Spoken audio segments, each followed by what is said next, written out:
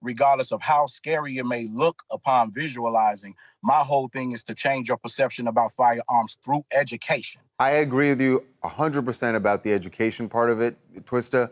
I guess the question that's come up around the AR-15 is just how deadly a weapon it can be in the wrong hands. So maybe we don't really need a weapon like that on the street.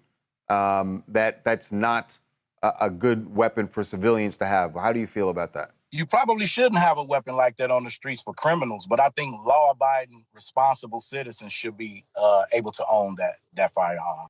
What function does a weapon like that have, even with law-abiding civilians? In Chicago. Yeah. One of the most amazing things is competitive shooting. A lot of people use these firearms to compete with. If you saw the scale of the competitions and the people and the community that it brings together in terms of competitive shooting, even in terms of designing them, like sometimes these things can be looked at in the same terms of a car. If you go to a car show, the firearms world is way bigger than this